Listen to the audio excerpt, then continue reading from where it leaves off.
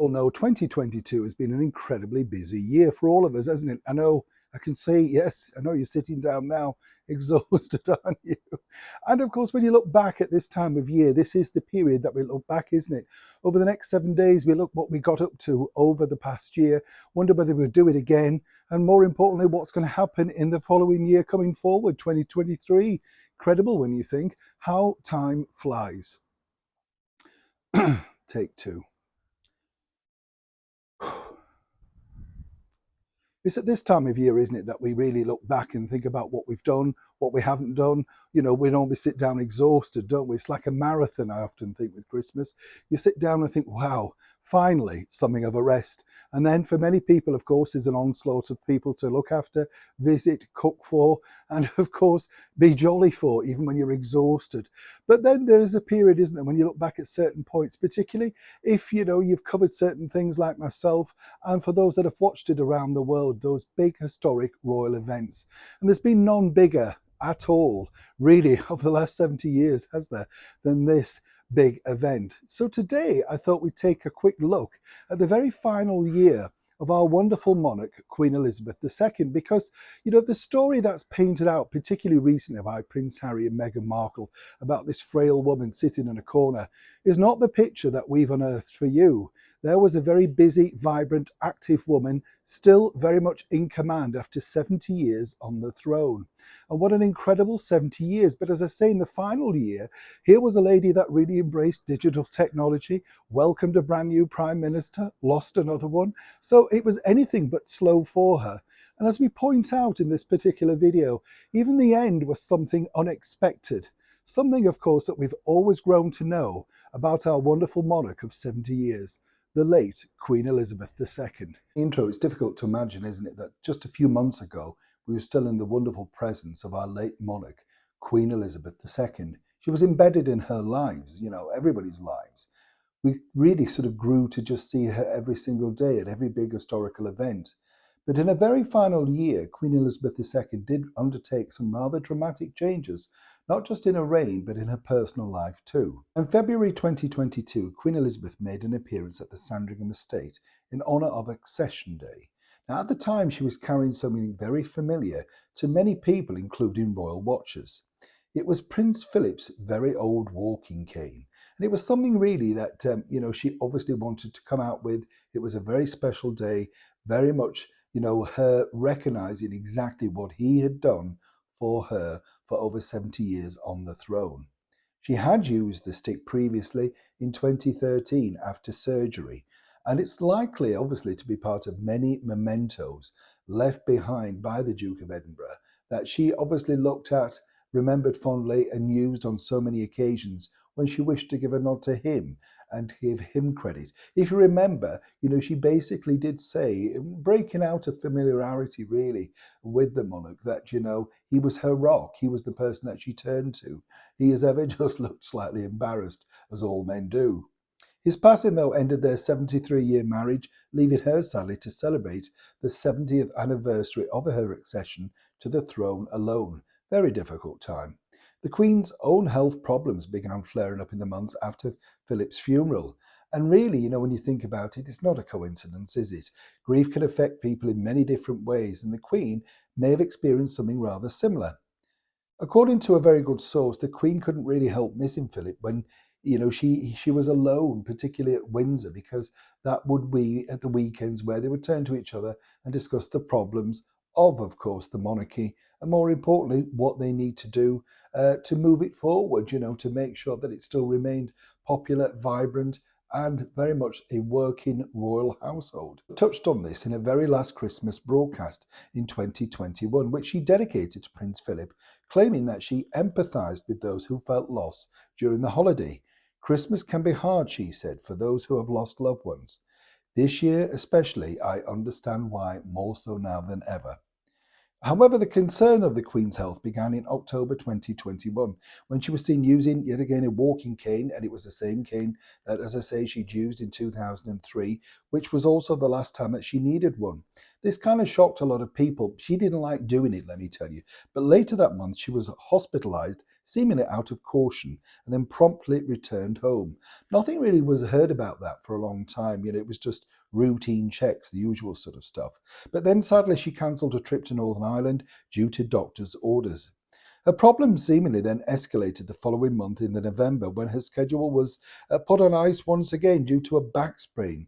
This caused her to miss one of the most important dates in her royal diary, Remembrance Sunday service, an event that honours war veterans. Prince Charles very kindly gave an update at that particular event, but people were speculating at that point exactly just what's wrong with our reigning monarch. Then it never seemed to stop, did it? The Queen, in February 2022, managed to contract COVID 19, as did so many people. But of course, as a lady of a certain age, people were very concerned. Thankfully, though, she only suffered mild symptoms, but spent the time in the royal bubble and continued to miss many public events. What the Monarch did, though, was be completely digital, and she decided to get ahead in the digital world, clicking on to the world of Zoom.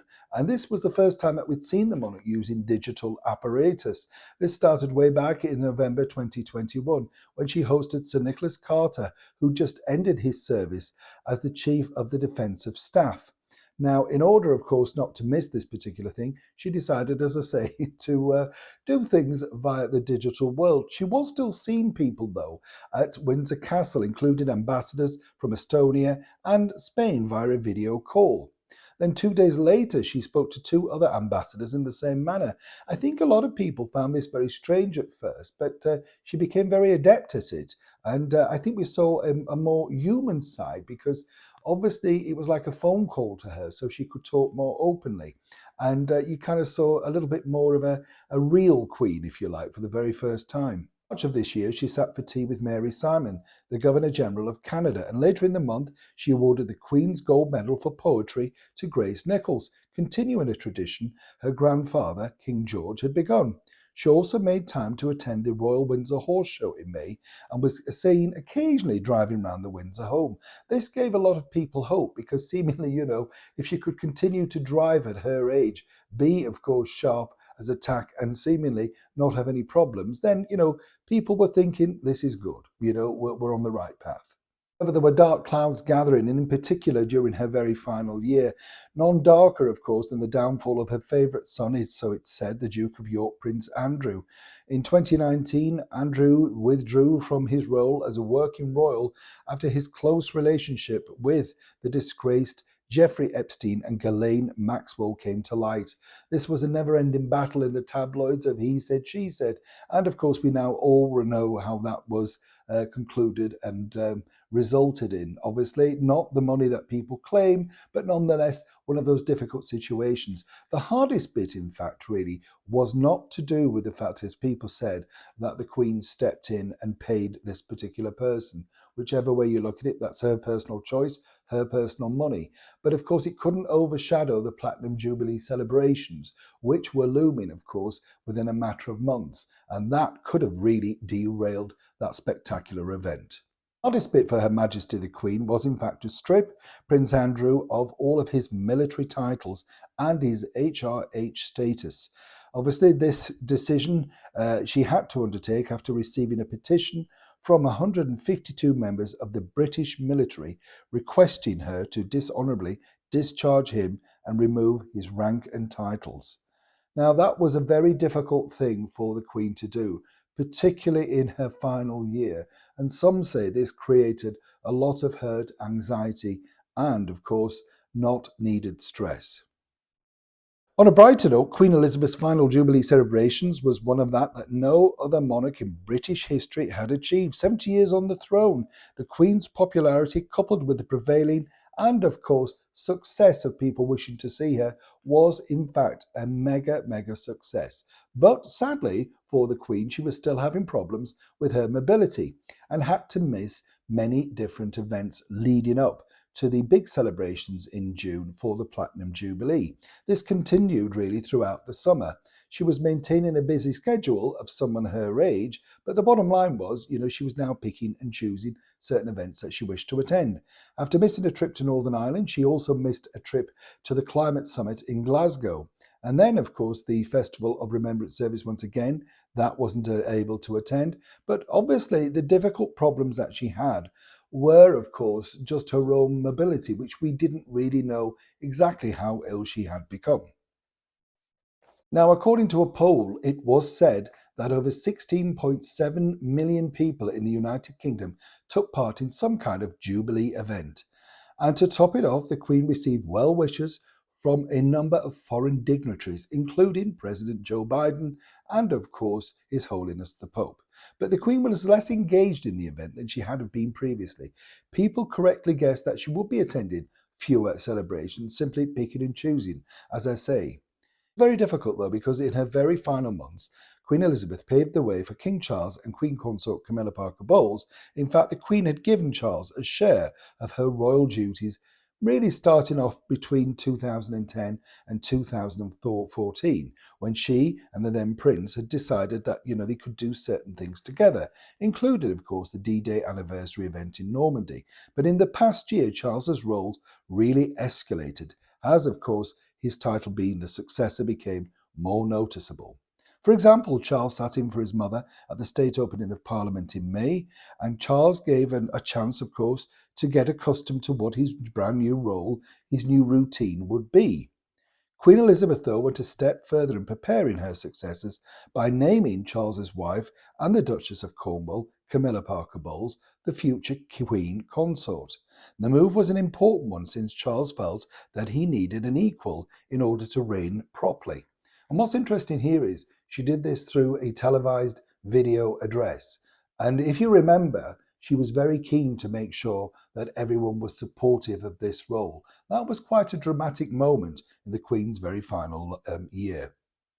There was one thing, of course, that the Queen would have very much liked to have resolved in her final few months, and that was the reconciliation between Prince Harry and her own family, but more importantly, Prince Harry and his elder brother, Prince William. Seemingly, though, not to be, as the dramas unfolded and as Harry continued to reveal more and more about the inner turmoil from his part of his royal life.